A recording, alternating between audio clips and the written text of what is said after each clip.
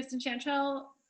I now call the East Lyme Inland Wetland Agency special meeting of May 10th, 2021 to order at 7:01 p.m. This meeting is being held via video conference on Zoom. So for commissioners that are present, I have Jason Diebel, Don Finister, Dave Schmidt, Phyllis Berger, and then recording secretary Sue Spang, and we have Gary Gaishel, the Inland Wetlands agent. Let's see. So I'm just going to go over a few things, just a few reminders. Please remember that while unmuted, we can hear you and everything going on around you. We can also see you. Board members and staff will be unmuted during the entire meeting. As required by executive order, everyone must state their name, where they're from prior to speaking each time they speak. If you wish to speak during public delegation, please send a chat message to Gary Gaishel. Please wait to be called on by the chairman or Mr. Gaishel to speak. Once you have finished speaking, please mute your microphone or phone. During each agenda item, only the board, staff, and presenters will be unmuted to speak on that particular item. Only one person may speak at a time. Board members will be called upon to provide comment via a roll call. Members and alternates for all motions, in the interest of making sure we have a clear record, please plan on roll call votes so the public and Sue taking minutes can be very clear on the record. Only hosts are permitted to share screens at this time. Any documents to be shared must come through Gary. As required by executive order, all documents being discussed and reviewed at the meeting must be posted on the town website no later than 24 hours prior to the meeting. This entire meeting is automatically recorded by Zoom, and upon the host logging out, the meeting will cease and so will the recording. The meeting cannot continue without the host. So to start, do we have any additions to the agenda? I have none for you. I don't know if anyone else has any. Doesn't look like it. Okay. All right. We also do not have a public hearing today. So going to public delegations, if there's any member of the public that would like to speak to the commission about certain matters, issues, or concerns related to approved wetlands permits and in-house proposals or general topics of discussion are open to comment. Agenda items, referrals, applications, subject to a decision by the commission, a public hearing, or in litigation may not be discussed. We have one caller, 739-3830. Do they have any public delegations? Now's the time.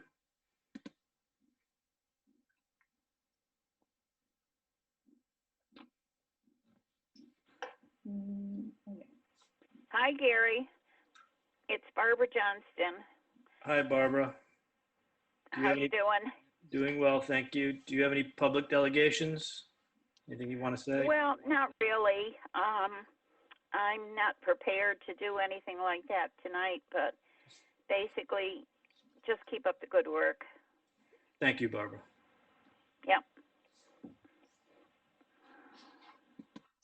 All right. So moving on, the acceptance of minutes. The meeting minutes of the April 12th, 2021 regular meeting. Do I have a motion to approve or deny the meeting minutes?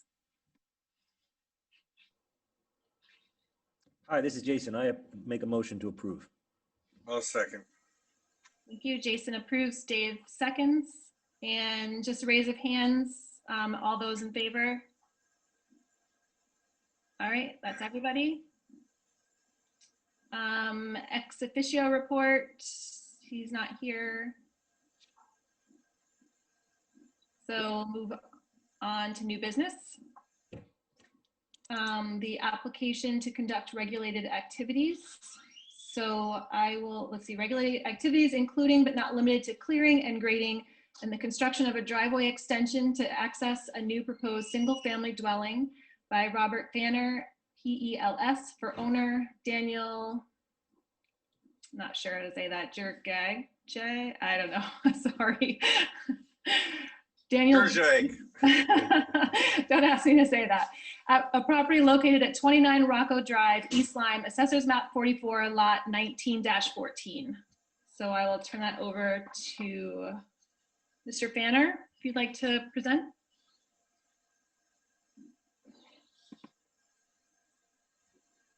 All right, I'm muted. Can you hear me now? Yep. Yep. Okay, yeah. This is we're building up on the top of the hill on 29 Rocco Drive. And we have a wetlands crossing of a seasonal brook, about 25 feet in, or 25, maybe 50 feet in from the existing driveway. I have plans where we've designed it to minimum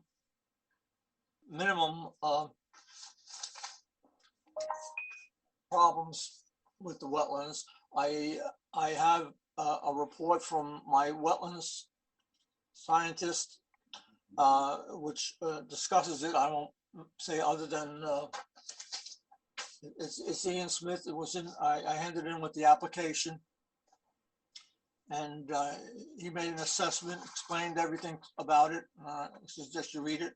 And his conclusion was basically that it will have no adverse effect whatsoever. And I will say that I gave you a pretty detailed plans showing the grading and the slope and how we're handling the drainage. And the drainage is also, I gave a report to the town engineer, which we'll hear about at the next meeting, which explains everything we did, and I'm sure he'll agree with everything. If he doesn't, we'll change it. But you know, and in 100 foot, that's all we're doing now. And in a 300 foot, it's just a matter of it's just a driveway that goes on up the hill to the house, which is at the very back of the property. I think the property is, I don't know, it's quite large. It's one lot. I don't know offhand, but Yeah, I thought I saw it was like 56 acres or something. It was really big. I don't think it's quite that big, but it's big, yes. I thought I saw that somewhere. Well, anyway, it's big and it's one lot. And we're going all the way up to the back of it. It does have lots of wetlands and lots of ledge. But it's going to be a beautiful house up there that she has the architect working on. And, you know, that's all I have for now. I gladly answer any questions any of the members have at this time. Briefly, you're proposing putting a pipe in to hold the water from the water course that runs through there now, correct? I'm putting a very oversized pipe, 36-inch pipe to get the, remember, it's like a little gully in there that they've dug. And actually the reason I'm putting it in so large is so we don't have any increase in rise in the water as it goes through that area. So it goes through just as it does now. And it usually only goes through in the spring, doesn't even flow in the fall usually. And it definitely doesn't flow in the summer. And we plan on doing this work in the summer when it's completely dry. And Go ahead. and that pipe would be what, 20, 25, 30 feet in length under the driveway? The crossing is, I think, a total of 48 feet head wall to head wall. And that gives us access for an 18-foot road, slopes, head wall at each end of it, and then riprap outside the head wall to make sure that you don't get any erosion afterwards. And the slope is very, very, very shy. I think it only goes, what does it go? I think a foot across there approximately. Thank you. Which is the natural slope of the land. I held the invert on one side and the invert on the other side, so it doesn't change any. Is the construction of the house, is that outside the 300-foot upland review area? No, No. no, it's partially in it because there's another little wetlands that goes up the hill. And that goes up by the house. And that's in the 300 foot. The house is not in the 100 foot. It's in the 300 foot. Of course, everything in the town is almost in the 300 foot. But that's neither here nor there. Yeah, it's outside the 100 foot. It's inside the 300 foot, except for maybe a corner of the garage. Okay, yeah, because I did see the other wetlands location on the map that looked to be a little bit closer to the house. So I was wondering how far away. Yeah, well, I have it flagged. If you look on the one page, it shows where the 100 foot comes, and it misses everything. And then it's in between 100 and 300 foot. We have part of the driveway and the property in it.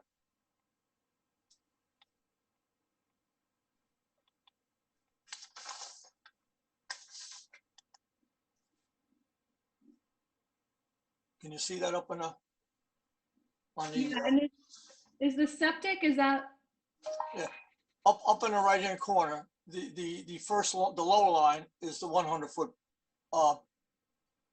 buffer, I see, and the upper line you're pointing to now is the 300 foot buffer. okay.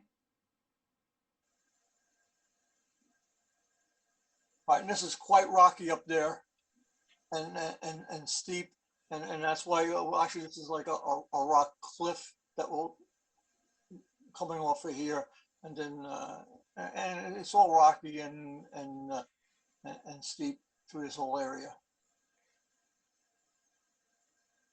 It doesn't look like you're clearing all that much.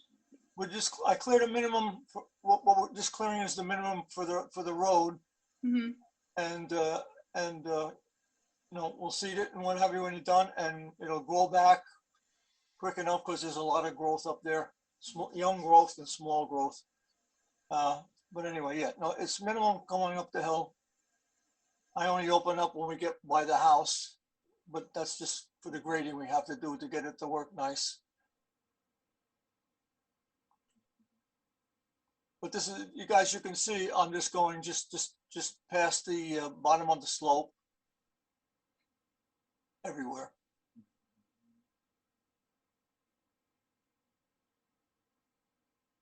And I know you were having a conversation with one of our members about the septic. Can you just go through that a little bit with us? Sure. We did extensive testing, and we found the best area was where I have it. Up further, it tended to be too ledgy. In other words, there was ledge less than 4 feet almost everywhere. And then down in this area here, between 100 and 200 feet, we found several areas, and this was the closest one to the driveway that we could get a septic system in, and with minimum grading, and of course more than 100 feet away from the wetlands. But that's the reason for it there, and we piped that down just like we piped the we piped that in a 4-inch pipe coming down the hill. Along where the driveway is? Right in the driveway. Okay. So there's no more disturbance with that, as we do with the drainage. Mm-hmm. I pick the drainage up, we catch it in a swale, treat it in a swale a little bit, and then run it down the driveway. And that way we're not producing any water off the driveway, except the one on the one side, probably on the, I guess it would be the westerly side of the driveway here that runs off, but that's nothing. But everything else is captured in the driveway, in the swale, and around the driveway. And my drainage report covers all that in detail. We even covered up to the 100-year storm, and that's why I said the 100-year storm going through that culvert. The water doesn't get more than like 2 inches high for the 100-year storm. I forgot the flows. I don't have it in front of me, but I could get them for you next time, or you can read the report. The flows are not very high. It's only capturing maybe I don't know, 3 acres altogether.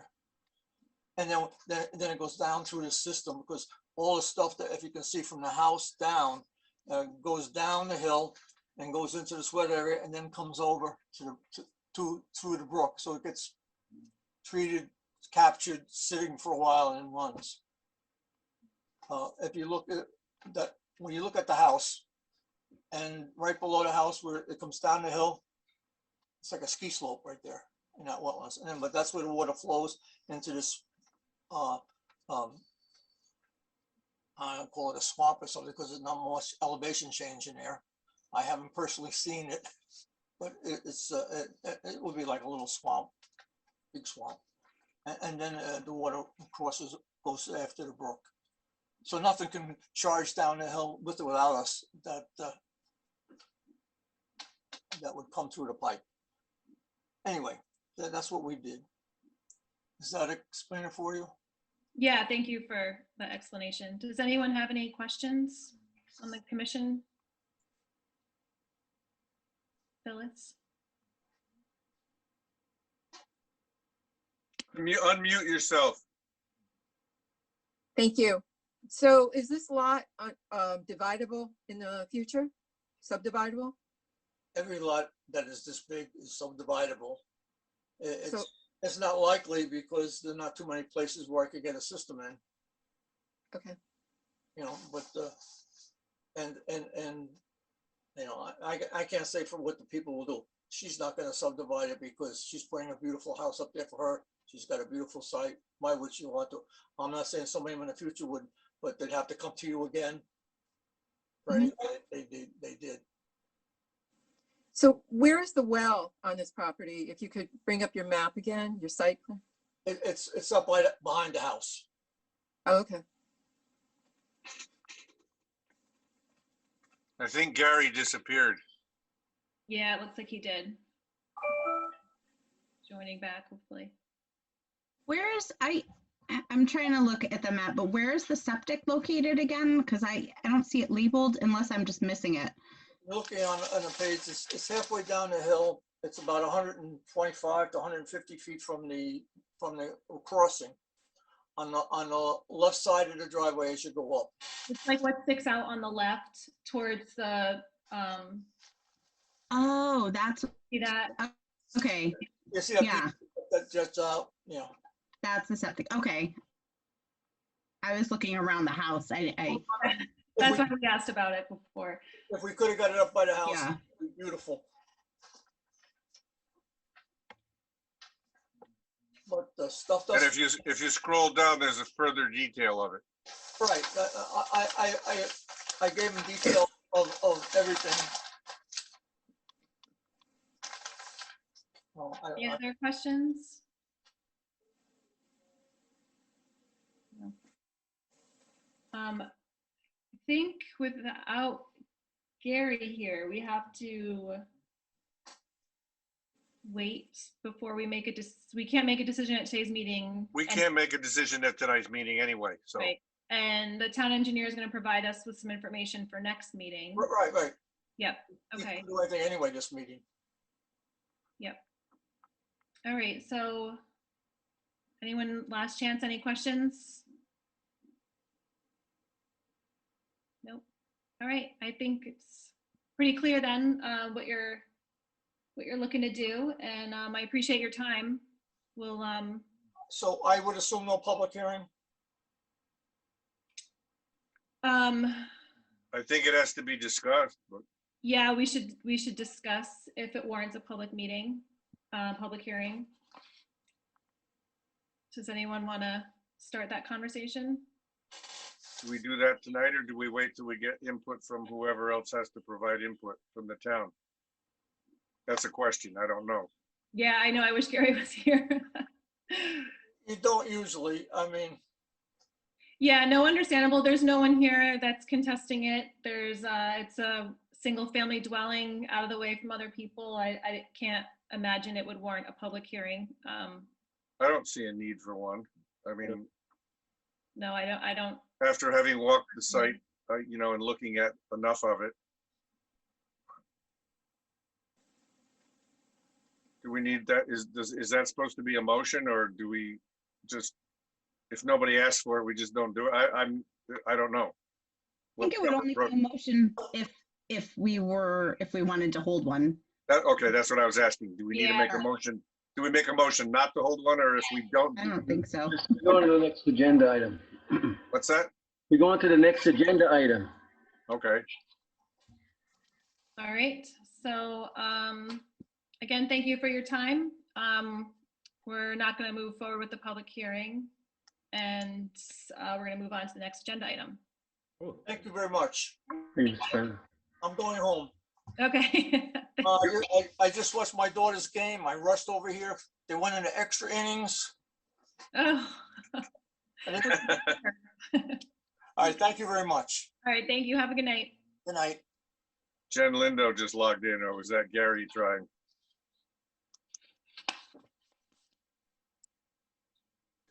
I'm not sure. All right, so the next item on the agenda would be pending applications, which there are none. Old business, again, none. There he is. There's Gary.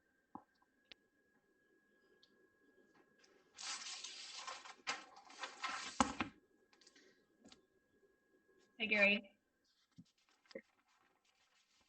So we in the last, for the application, we discussed that we didn't feel it warranted any kind of public hearing. So we just moved on to the next agenda item. So I want to make sure we're following protocol. You are muted, Gary. Sorry. Yes, so perfect. So no public hearing? Correct. Okay, No public hearing. all right, and they'll be back next month. Okay, and he's gone. We should get the engineer's report, our town engineer's report by then, so. Okay. Yeah, we briefly mentioned that we would see that next meeting, hopefully. Okay, so you're on pending applications? We did that, no pending applications, no old business. Chairman's report, I don't have anything. Okay. So we'll move on to you, Inland Wetlands Agent Report. I'm investigating enforcement action at 4 Herster. Looks like they're dumping some construction debris adjacent to the brook.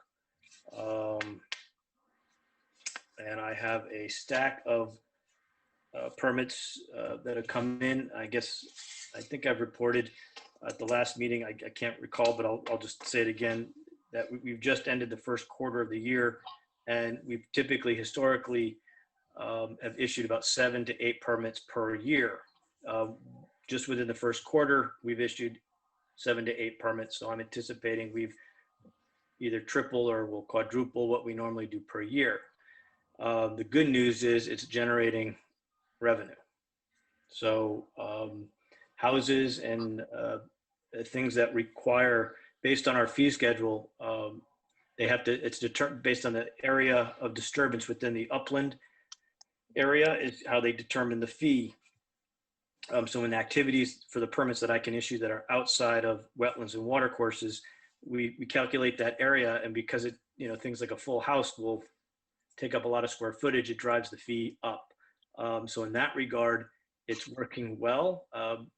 And I haven't had too many people balk at it either. So when they're paying $1,000 for a wetland fee for an administrative permit, they seem to be okay with it, knowing, hey, I don't have to wait 2 months, but I can get my permit, it can get reviewed, and I can get it in a month or 2 weeks, whatever.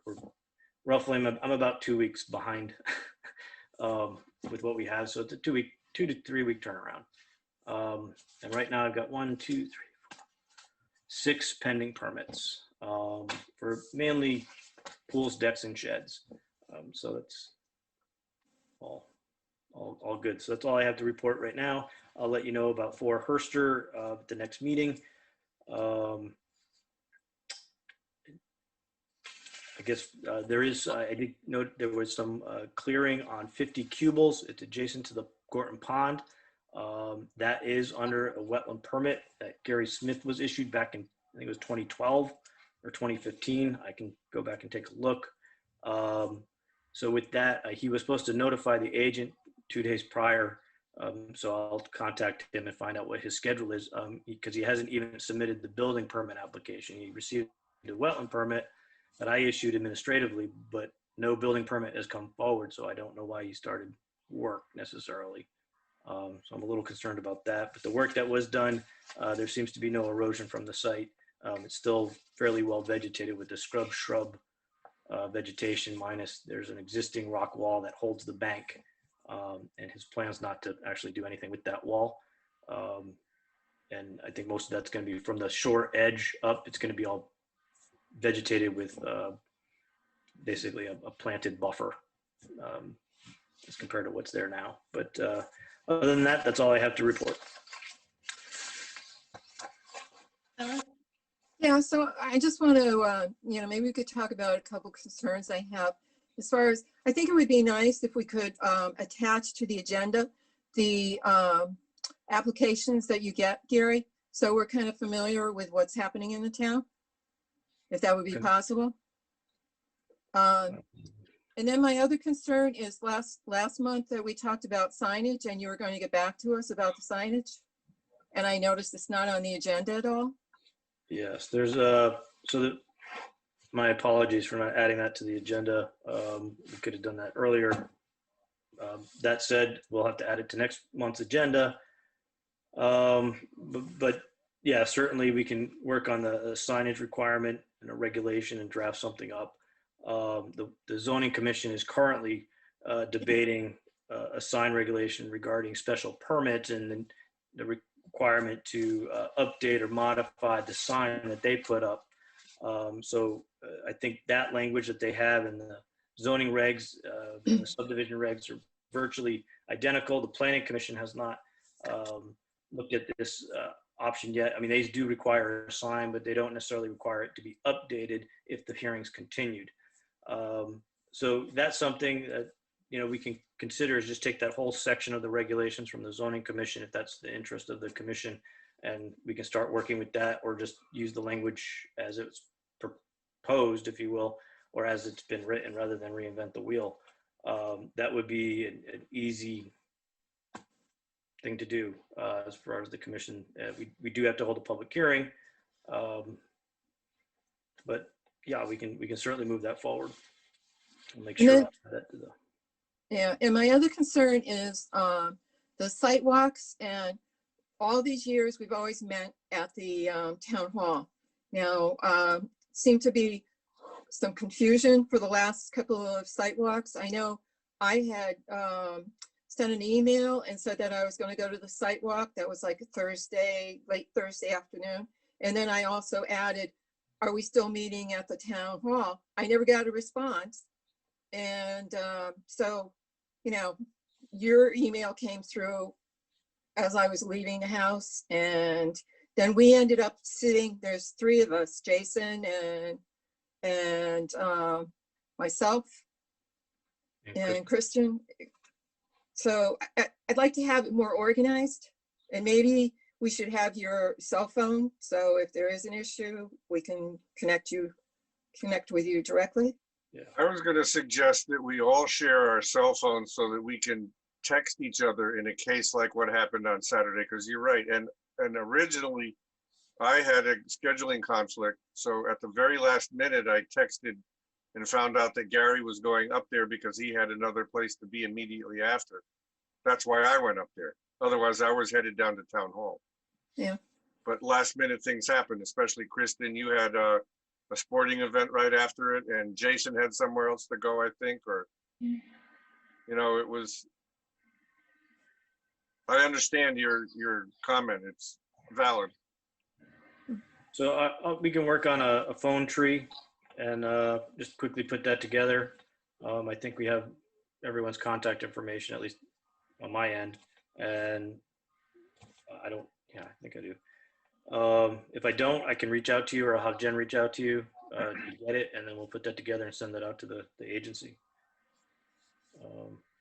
Yeah, even if we could figure out like who's going, because we don't want to leave anyone behind, and it does just feel a little, I feel like I'm wasting a lot of time on Saturday mornings figuring out who's coming, who's not, where are we meeting, what are we doing. Right, and I tried to email you, Oh Kristen. Yeah. I tried to text you, but I didn't have a phone number, so I emailed you, but you didn't see the email. But if you probably will see a text before an email. Yeah, right. I think via text, if we could just organize that a little bit better would be good. Okay. And I agree with what Phyllis is saying about the applications, because I think, from our perspective, I know people now know I'm on this commission, and they're like, oh, do you know so-and-so's building here, doing that? And a lot of the applications I don't know about. So if there's some way we could see kind of a running tab of what's coming in. You're right. And I had a real estate broker call me up who knew I was on the commission and said, I see some activity going on. And I said, I know nothing about it. And she said, it's got to be an intrusion. So I texted Gary and he got back to me fairly quickly and said, yes, there is something going on that property and it's fully permitted and I'm aware of it. So. Yeah, not that we, if just at least moving forward, if maybe we could just get a quick list. I don't know if it's easiest just to add it to the agenda or. Yeah, I can read these off now, and if you choose, what I have currently in front of me, but I guess moving forward, certainly I can just keep a running tab, and, as permits are entered into the system, yeah, I can easily generate you a list. That's not. They don't get posted on the website when they're entered?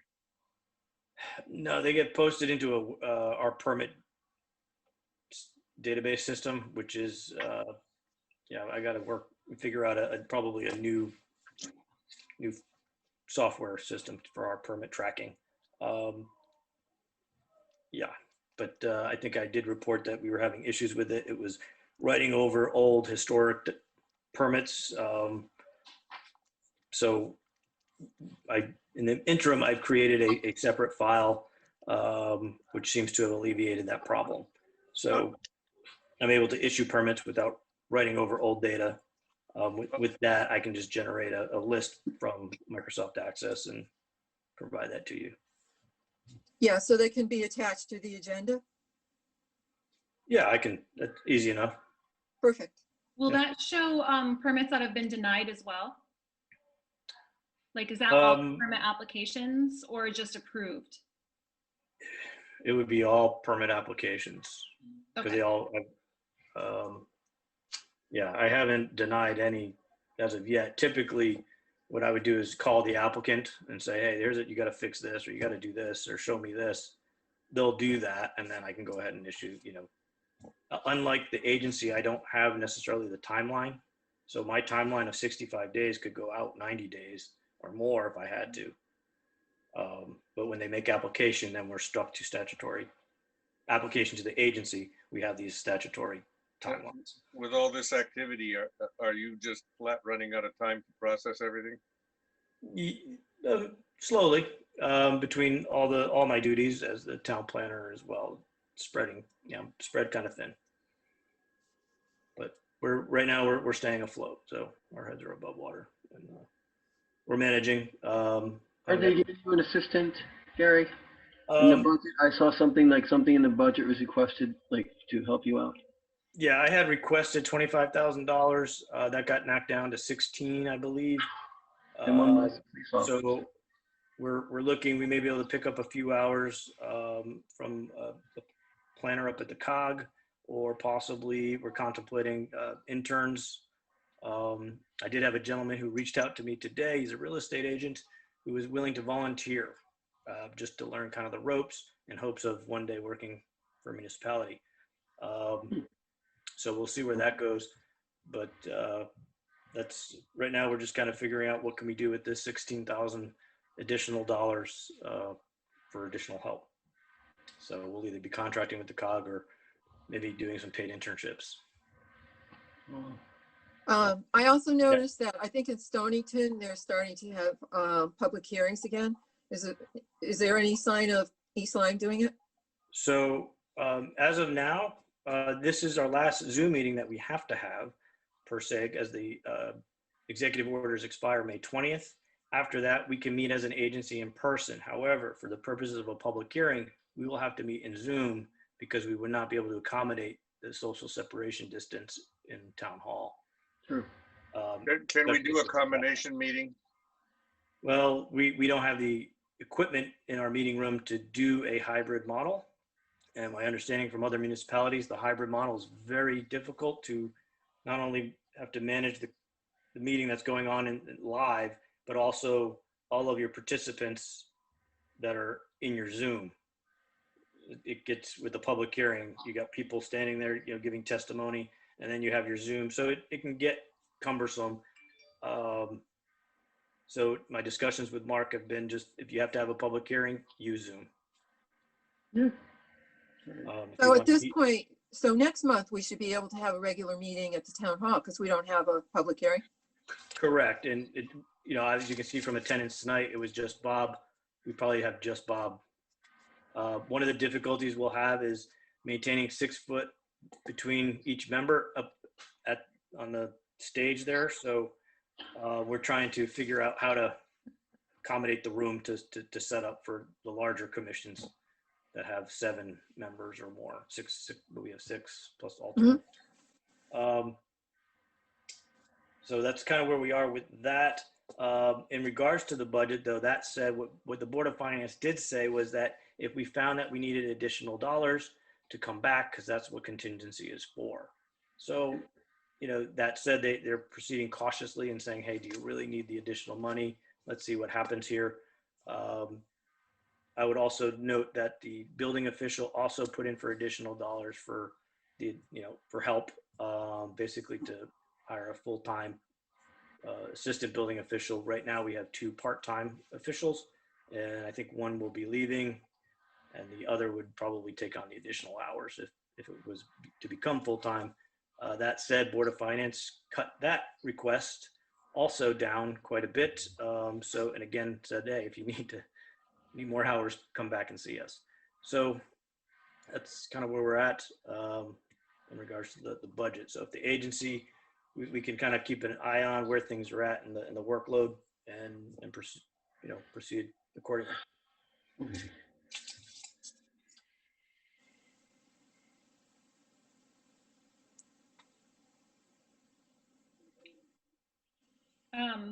I guess so. There's enforcement. You did talk about the 2. Did you by chance look into that one that I sent you on Old Black Point Road? Which was, There was the clearing of wetland and they installed a drainage grading and. I'm gonna have to look that up. It's not coming back to me, so the answer to that would be no at this time. Okay. I think it's in the 50s, maybe, Old Black Point Road. I can look at my email again. I sent. This is a public meeting, Gary? Is this recorded? Yes. Okay. You should be careful about addresses and stuff on the thing, shouldn't we, or no? Yeah, I guess if we're uncertain of the address, we can. Yeah, I'm not certain what the address is. I'll have to look it up, but I can send it to you again if you don't have the email.